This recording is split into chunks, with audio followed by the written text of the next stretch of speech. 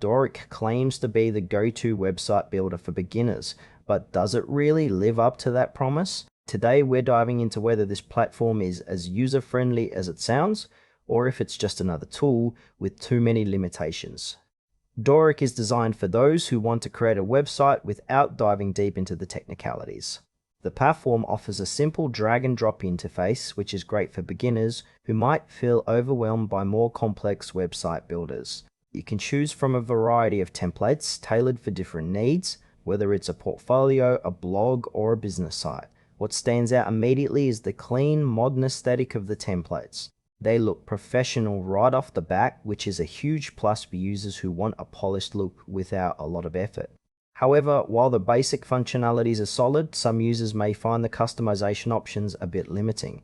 For example, advanced users looking for more intricate design features might feel constrained by the platform's simplicity. In terms of user experience, Dorik makes onboarding pretty straightforward, but there's a noticeable lack of detailed tutorials or resources for more complex tasks.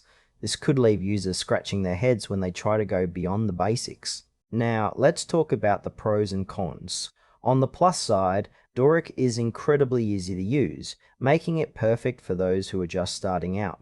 The templates are attractive, and the drag and drop feature is intuitive. However, there are some drawbacks worth mentioning.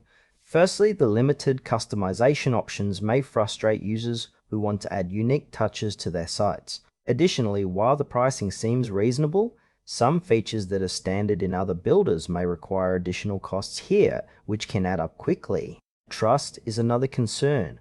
There isn't extensive feedback from long-term users, so it's hard to gauge how reliable the platform is over time. Overall, it seems like Dorik is best suited for casual users or small projects rather than businesses looking for robust web solutions. In conclusion, if you're a beginner looking for a straightforward way to build a simple website, Dorik might be worth trying out. However, if you anticipate needing advanced features or deep customization, you might want to explore alternatives. Overall, it feels like a decent starting point, but there's room for improvement in terms of flexibility and support.